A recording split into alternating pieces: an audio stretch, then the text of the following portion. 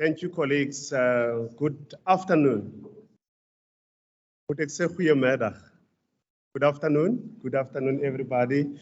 We say in isiXhosa molweni, and we don't have a differentiation of time, whether it's night or morning or afternoon. We just say molweni, good afternoon, goeiemiddag.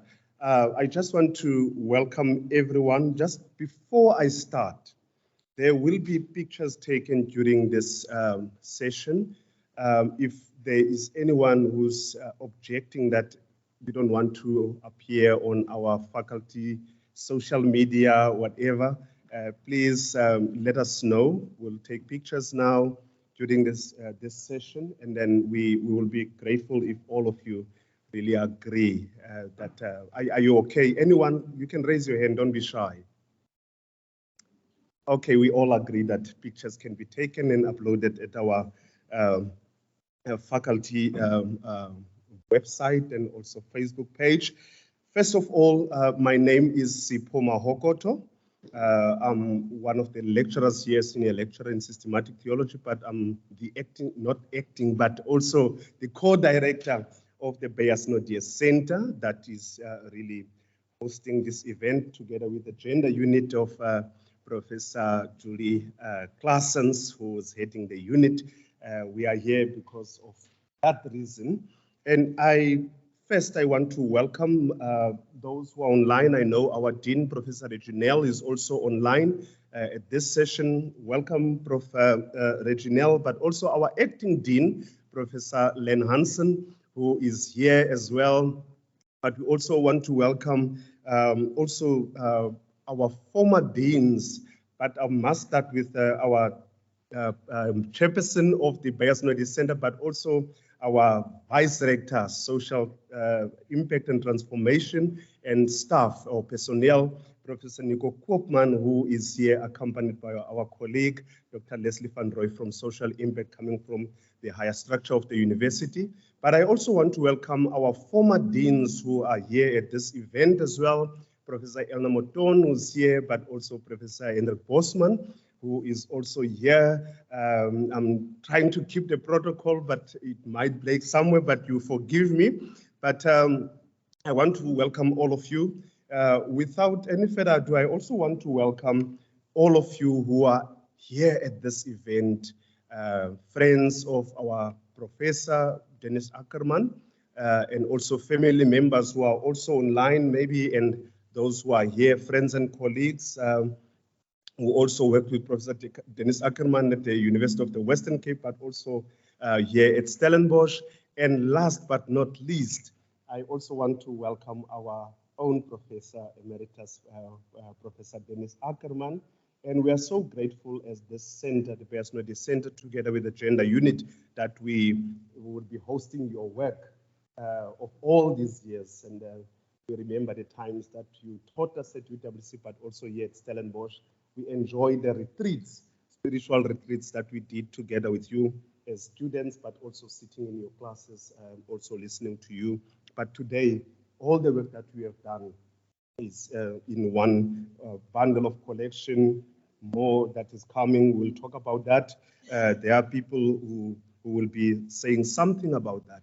So we really also want to welcome the speakers on the program, especially our colleague, Professor Julie Claessens, who's really helping us to bring all this together in the Beyers Naudé Center. Professor Robert Vosloo, who heads the unit of the Bonhoeffer unit, but also who's the head of our archives at the Beyers Naudé Center. But also Professor Miranda Pillay will say something as well on the program. We also have our colleague, Professor Julie Claessens, who will do the handover, but also our colleague, Dr. Liesel from Church History in our department, who will be doing the Thanksgiving or thanking all the members that are here. It's a fairly short program. It's not too long. We know it's lunchtime, but without any further ado, we understand that Thursdays are Thursdays for Black.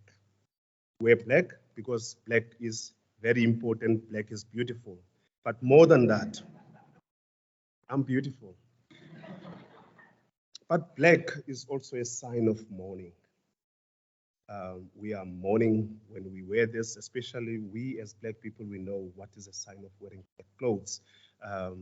We know the Black Thursdays, when we wear this, we also take to cognizance that black also means that our country is bleeding and Africa is bleeding. It's black, but we see blood that is flowing every day. Hence, we have this conference, and Africa is bleeding. And it's up to us in this way that we gather here today, the work of Professor Denise Ackermann addressing all these issues. We understand that Africa is bleeding, and it's up to us to stem the bleed. With those words, I want to welcome all of you. Now we will call upon our colleague, Professor Robert Foslo, from our center, who's heading this, the archives of the Beyers-Naudé Center, to say something about the Beyers-Naudé archival collections.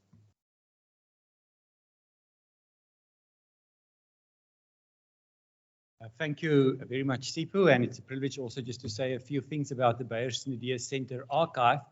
Now, shortly after the center was founded and a pivotal role played by Professor Russell Botman, one day the remarkable Ilse Naudé came and said she's got some boxes with sermons and speeches of her husband, Wumbai, as we know him. And then it happened that these boxes actually gathered dust there in what was then the offices of the Beyers-Naudé Center downstairs. We now have our exams. And I remember one day walking in there and seeing these boxes with sermons and thinking, no, it's time for these sermons to come out of the closet. And to bring them out of the closet, and that led to, thanks to great support from the Beyers-Naudé Center, from the Dean of the Faculty, that we applied for a postdoctoral position that could archive, for archiving and interpreting the legacy of Beyers-Naudé. And that then led to a person being appointed, Dr. Marie Coetzee, who was at that stage doing doctoral work, just completed doctoral work on Beyers-Naudé and also some other Afrikaner dissidents. And the vision developed also over time that this archive of the center could be a way of keeping something of the critical voice against apartheid alive. And we soon realized that this is not merely a critical voice against apartheid or against justice, but this is actually a voice for life, for justice, for peace, for humanity. And therefore, we are grateful that over time we could have these various collections and also hosted some of these launches in the past, dealing not only with the legacy of Beyers-Naudé, but also people like Russell Botman. We also have a large collection of John de Gruchy, also of Professor Bernard Lategan, some material, some of the older Afrikaner dissidents like Ben Marais, we have that. But even if I just mention these names, you will realize that there's also a gap, a lacuna in these, that there's not, we don't have material of women theologians. And therefore, we are extremely grateful to include this project. We are thankful for Tyler Minnar and also for Jason Gribble for the work that they've done to put this all together. And in many ways, it's still a work in progress. We will add some more volumes to the 4 volumes we have already containing her published material, chapters in books, and so on. Also a wonderful short biographical note by Professor Miranda Pillay. So we are really grateful to have that, and we hope that it will inspire future research. And we also know, and actually we are painfully aware, that we are vulnerable to amnesia, cultural amnesia, to historical amnesia, and there is also the danger that, you know, we just think about the archives as papers, as documents. So therefore, I'm extremely grateful, Denise, that you are here in person to remind us that these are not just documents about conferences or about ideas, but these are about people, not people without mistakes, but real human beings that struggled with integrity for what they believe in is at the heart of the gospel. And for that, Denise, we honor you, and we hope also that this will play a small role also of inviting the same kind of evangelical integrity and passion that we experience through our encounters. So thank you.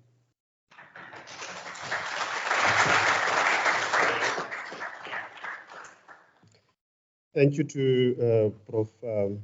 Robert Vosloo for those words. Very encouraging. We will really look up to these collections and take our students to the Beyers Naudé, where great work is kept. Now we will call upon Professor Miranda Pillay, who will say something, an overview of the person and the work of Prof. Denise Ackermann.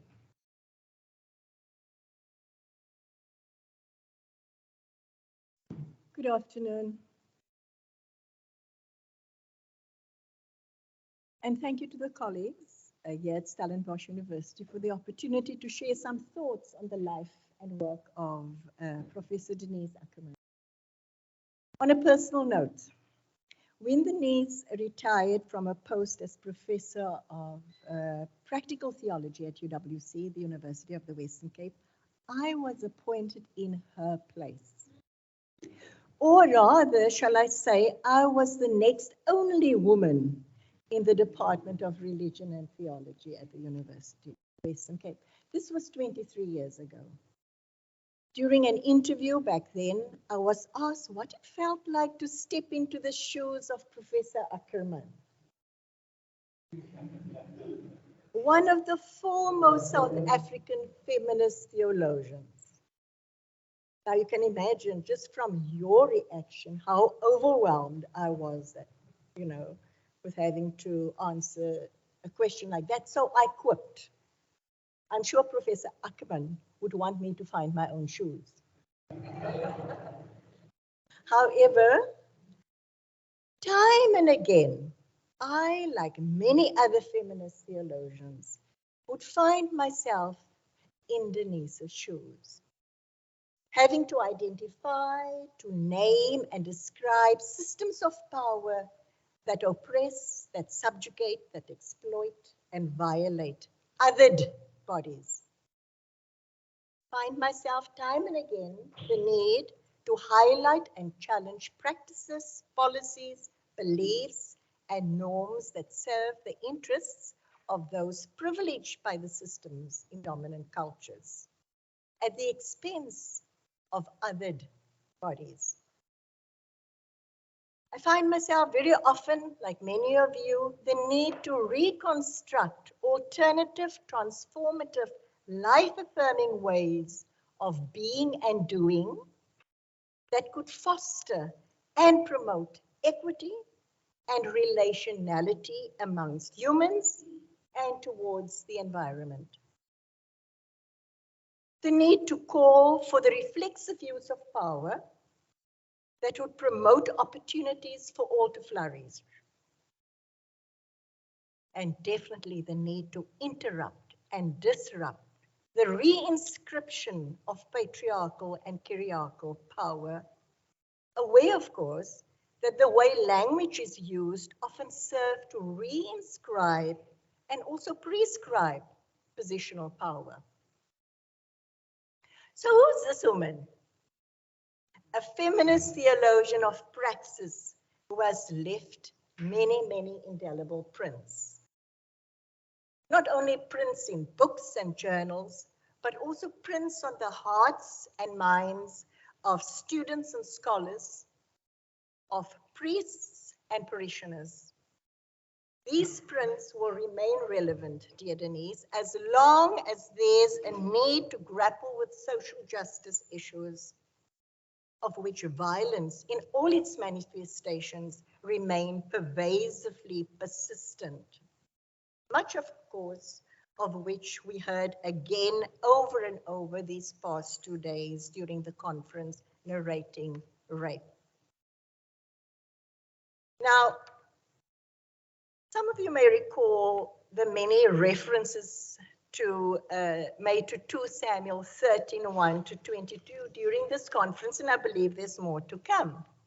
So as a matter of interest and really of relevance to this conference and this context, I'd like to point out that Denise published a chapter named Tamar's Cry, Rereading an Ancient Text in the Midst of HIV and AIDS, of the HIV and AIDS pandemic in the book Grant Me Justice, 2004. So you can see I still go to the print and not just the internet. Denise's academic achievements and publications are set out in her CV, which may be accessed online. So here I just want to offer but a glimpse. As mentioned earlier, Professor Denise Ackermann retired from a post at University of the Western Cape in the year 2000. But as is the case with many scholars who embody theologies of liberation, the work never stops. And they never stop working, especially in the face of social injustices. So even after she retired, Denise has continued her theological conversations and reflections, mentoring, and also spiritual retreats. In addition to the doctorate she studied and read for, Denise is also recipient of 2 honorary doctorates, one from the Episcopal Divinity School in the USA in 1995, and the other from the Faculty of Theology here at Stellenbosch in 2009. Looking back, Denise has shared her scholarly expertise nationally and internationally. A visiting scholar and research fellow at many academic institutions, Denise has held positions at Harvard Divinity School in the USA, Auckland University in New Zealand, the Center for Theological Inquiry at Princeton in the USA, and also Rhodes University and the University of Cape Town here locally.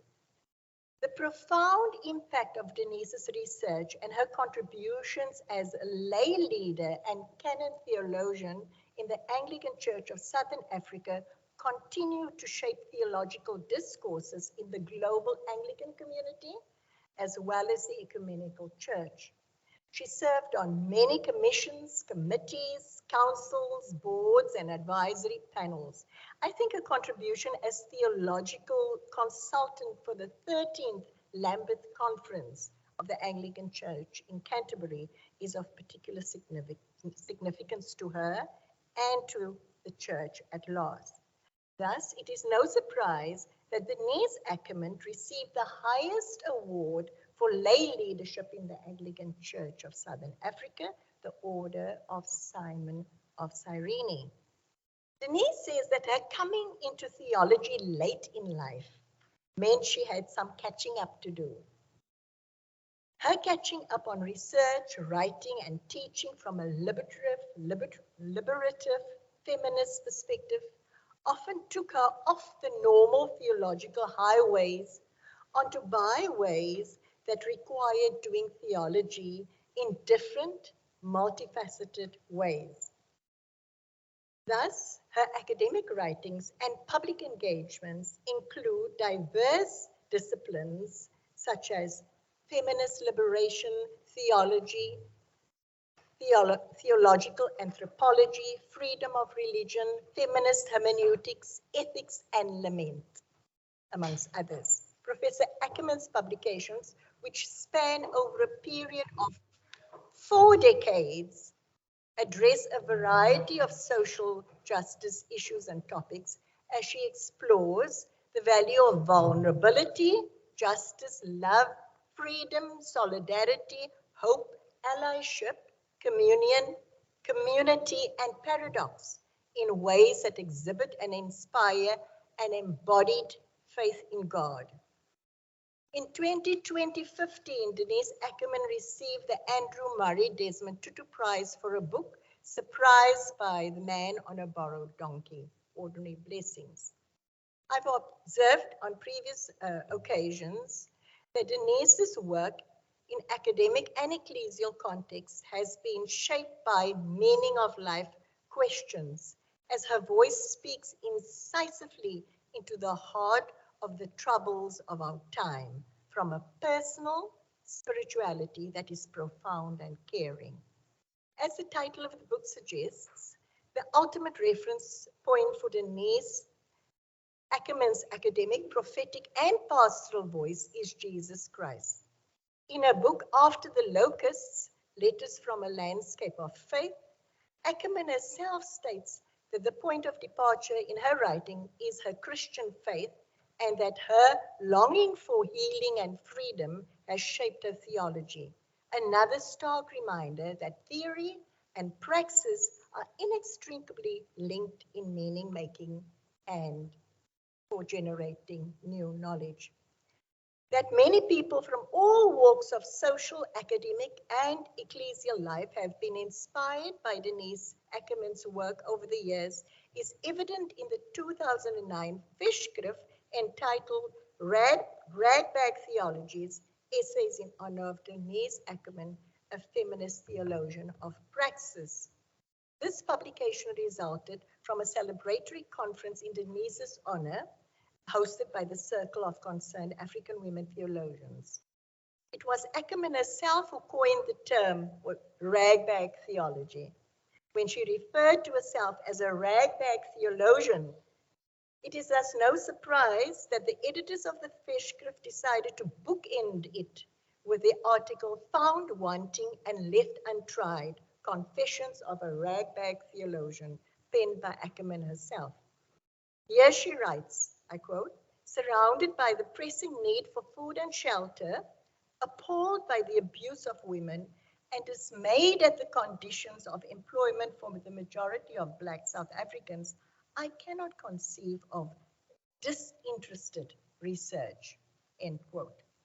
Not only does Denise Ackermann's research investigate important intersections between theory and praxis, her theological reflections also exhibit a dialectic between social ramifications of the turbulent history of apartheid South Africa, the AIDS pandemic, the scourge of violence against women, poverty, environmental degradation, and the theologies and politics of the day. It is my view that Ackermann's collection of work, housed at the archive of the Beyers Naudé Center for Public Theology, is to also rightfully acknowledge the legitimate presence of Ackermann's theology towards a just, equitable world. And those who engage with Denise Ackermann's collection in this archive will find a pearl of wisdom at every turn in her varied theological reflections on multiple societal issues. So it is my hope that as we continue to interact with Denise Ackermann through her writings and reflect on the role she continues to play in public life and ecclesial context, we would be moved to act in ways that promote love and justice. For we have here inherited from this feminist theologian of praxis a ragbag filled with material for further use. I thank you.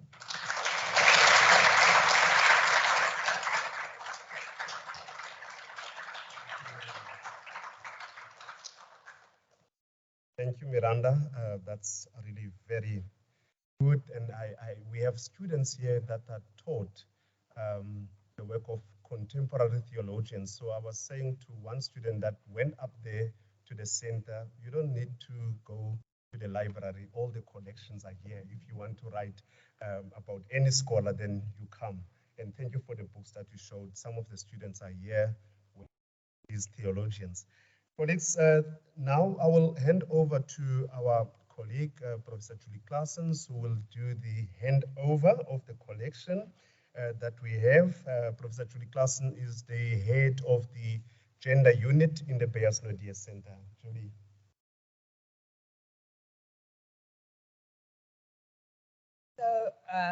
So this once when I was in a conversation with Elizabeth Schuster-Fiorenza, people ask her, so with whom did you study feminist theology?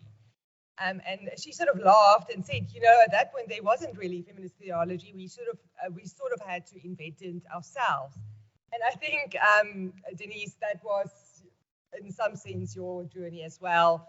You had to figure it out, making a way for many of us to follow. I'm very much under the impression that this course, this 2-week course that I'm teaching with the in-depths on gender, culture, religion, I inherited from you, the year 2000, which retired to come to Stellenbosch then, she was asked by the dean then, so what do you want to do? And she said, well, I want to teach a class on gender and I want to teach a class on spirituality.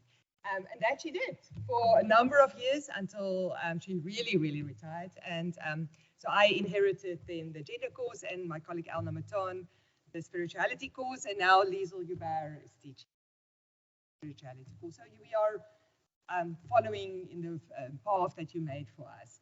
And then maybe just one line. I'm a fan of musicals. One of the songs in the musical Hamilton, the words are, who lives, who dies, who tell your story. And I'm telling you, there are many of us here who will continue telling your story. And now, due to the fact that we have also a collection of your work in Beiersnudie, it is easily accessible. One of the things I had to do this. Thank you, Julie, for the handover. And after handing over, then we will have some response from our Professor Denise Ackermann, who will say a few words to all of us, but also to the Gender Unit and the Beiersnudie Center as well.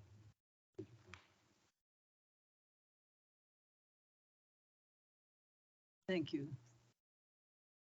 Thank you. I feel like I'm at a Boer wedding, that there's so many thank yous to say. I don't really know where to start. But thank you so much for today, and thank you for this unexpected and unbelievable honor. Thank you very, very much. Yeah, as I'm very old, and as I can't read anymore, so I haven't written a paper today, but I've got a couple of thoughts, and remind me to tell you why I'm not wearing black. I think I'd like to start with a few weeks ago. I'm now at the stage where I'm clearing out my own house. I found some old papers, and I found a copy of something that I wrote when I was 14. It is a short story, and it was called My Picture, and it was a story telling about an impression it made on me when my parents visited some famous cathedral somewhere, and I stood and looked at the windows. The point that I'm telling you here, it was my first publication because it was published in the Buenos Aires Herald, where I was at school at the time. So that was my first effort at writing. But I would not be here today if it were not for my art. One day, going to have coffee with a friend of mine. And she said, sorry, I can't have coffee, I'm going to Bible study. I said, Bible study? You wear hats, can I smoke? And she said, no, it's not like that. Anyway, I didn't go. And I rocked up again a couple of months later, having forgotten. And she said, you've forgotten, it's Bible study. So in the end, I went with her out of curiosity. And I went to a woman's house, and I found a group of women sitting around a table studying the Bible. Now, I didn't grow up with the Bible. I didn't even have a Sunday school education. In fact, I went once. My friends were going to Sunday school. My mother gave me a tikkie. I'd learned to do change, and when I put it in the collection box and took out my change, I was yelled at, so I decided not to go again. So I came to this, so to speak, clean turkey.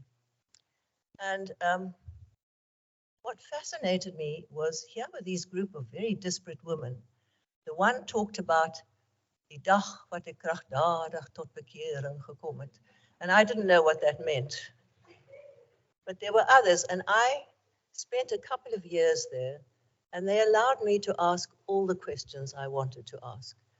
You know, questions like, what about the suffering of the innocent? What about the virgin birth? What about these so-called miracles and all of that? And the point was that they did not pretend to have the answers. They told me what they were wrestling with and so on. And the reason I'm telling you this story is that when Robert fetched me this morning, I was just finishing Bible study. And for over 50 years, virtually without interruption, I have had a weekly group of people with whom I read the Bible. And that set me on the path to one day being able to say, if you are what I read in this book, show me. And that was my very pitiful conversion in the sense that I then decided to give God a try, and boy, I did not know what I was letting myself in for at all. The reason I'm telling stories today is because that's what this is about. And I feel that I want to just explain something to you about the power of the word in my life and what it has meant to me over all these years. So much so that I still do Bible study every week. And as you all know, I'm no New Testament scholar. For me, I sit there and we wrestle with the same sort of questions as people do all over the world. Finally, one day I decided that I better find if there were any answers to these questions. And that was my decision to study theology. I was 39, close to my 40th birthday, actually. My children were getting to, Tessa had gone to nursery school, and I now had some free time. So I went to see the only person whose name I knew at UNISA. Anyway, the end of the story is, I said, I want to do a diploma. He said, no. You can't do a diploma, you must do a degree. And the reason for that was that my friend and I, who became friends in the Bible study, we started to publish guides.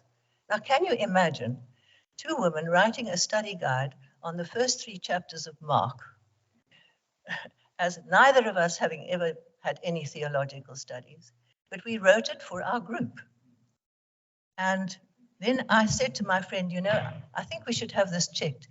Let's find out who the New Testament scholar is at Pretoria University, where I was living at the time.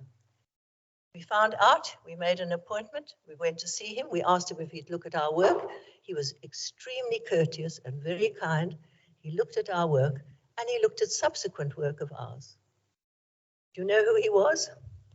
His name was E.P. Groenewald. Oh, how life can be strange. Anyway, he was extremely charming and helpful and always very courteous. So we wrote these Bible study guides.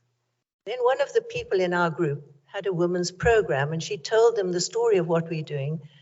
And the SABC got 2 canvas bags like this with letters from all over Southern Africa saying, we want to do this, but we don't know how to do it.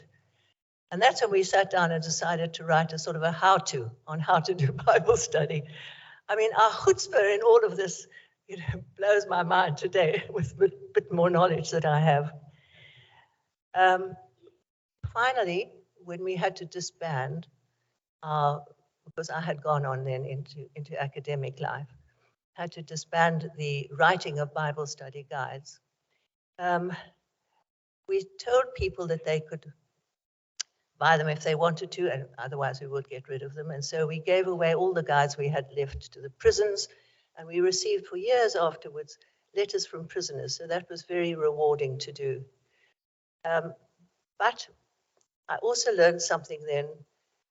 We were sitting at home on my dining room table, putting these books into envelopes to send to people who'd sent us 50 cents. And Laurie came home. I'm married to a lawyer. Laurie came home. He said, what are you doing? We told him. He said, that's against the law. You can't do that. Well, we had no idea. He said, you can't take money from the public. He said, you've got to form a non-profit making company, which we then did as well. So goes the story. But I want to speak briefly about the study of theology, and then I'll stop. I've been much blessed by those I had as colleagues and as teachers of theology. And I can only, with great gratitude, look back on some of the people who really, really helped me to understand things. And my study of theology taught me that I was not going to find answers to my questions, but I was going to find different questions. And so I think that has been my task, is to find the different questions. I want to say something about women. As I read the Bible, it became strange to me that I belonged to a church in which only men could preach, study theology, teach, etc., etc. I didn't see that. I remember reading in I think it was in 1 Corinthians, and I read about, you know, the giftedness of the Spirit and how we are given our gifts for the building up of the body of Christ and all of it. And I thought, you know, actually, there are many women I know who want to serve the church in ordination. Not me. I've never been called to ordination. The reason for that, if you know me, is obvious. In my church, you have to swear to obey a bishop. I can't do that. I've had bishops that are questionable, to say the least. So I think the question of women's ordination is what drove me originally, because I thought it was a justice issue. And I also thought it was an ethical issue and a theological issue. So eventually, and I had many arguments with my beloved Arch about it, when he finally decided that women, the synod decided that women could be ordained, because they could only be ordained in my church in those dioceses where the bishop was in agreement. If the bishop wasn't in agreement, then they'd have to move to another diocese. And I had many arguments about that with him. In the end, he conceded that he'd been wrong. I want to also tell you this is an amusing story, because I worked for Desmond, with Desmond Tutu for 3 years, and he taught me a great, great deal. But I preached at the first ordination of women in the cathedral in Cape Town. And you know, at the end of the ceremony, you all go out and people shake hands with you at the door, and Desmond was standing next to me and we were shaking hands, and when everybody had gone out, he turned to me and he said, "Thank you very much, Denise. That was interesting." I'll never forget those words. So women's ordination is what started me off, but I very soon realized after that a woman's issue is no different from the issue of a person whose sexuality is questioned in the church, whose physical ability is questioned in the church, whose race, whose background, whose history. And I think that set me off on my further journey and my further writings. So I think that's about all I can say. I said I would just tell stories because I'm afraid that's all I'm up to now. Except I said I want to tell you why I'm not wearing black. I made a compromise. This is a sort of a blackish top. Because I think, like all of you, and the little I've heard this morning, I'm deeply concerned about my country, in particular about young children. I have 5 grandchildren, all of them with hopes and dreams.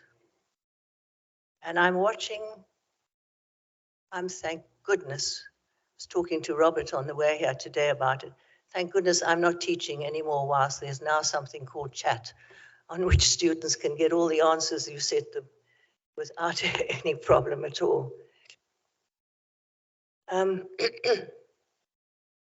But I've had to learn over these last years, because I'm a news junkie. I can't not watch news. And the more news you watch, the more there is to pray about, the more sickening things are, and then you get bits of hope and so on. And so I think I'm not wearing black because I'm now trying to live as a prisoner of hope. I will not give up hope for justice, for fairness, for a loving, merciful, and kind world. So, but I'm a prisoner because I know just how difficult it is, and sometimes I feel as though I'm behind locked doors with all of those thoughts. So thank you very, very much. And that's why I'm not wearing black completely, is today I call myself a prisoner of hope. Thank you for all of you.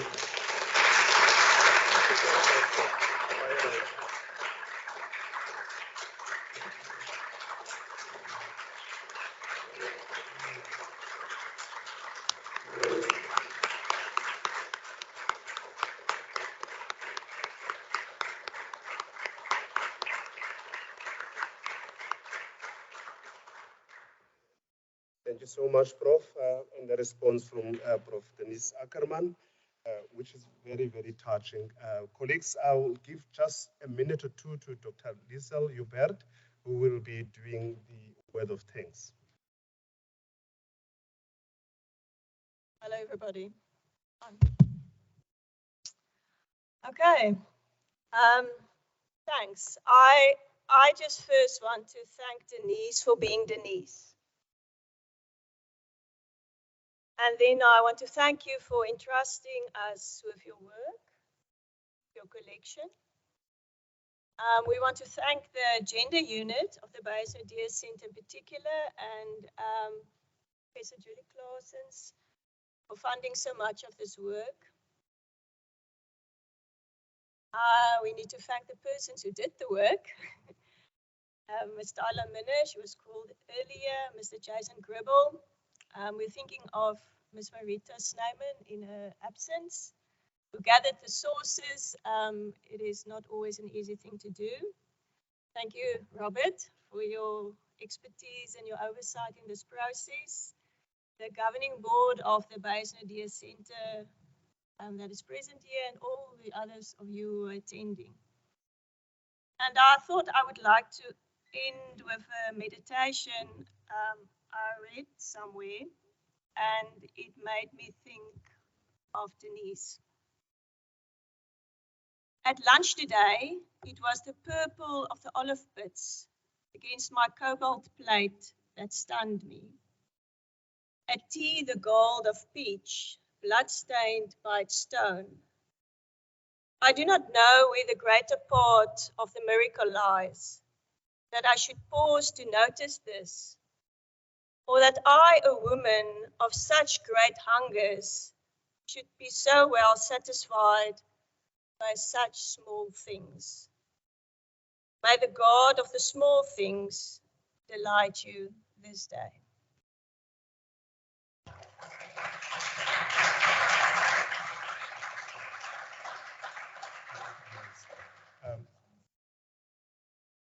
Yes, Prof. Julie will say something about the conference. I really want to thank everyone for this opportunity. I think we will have a break now. There is snacks here, but we'll afford Prof first an opportunity with the colleagues to have something. But we will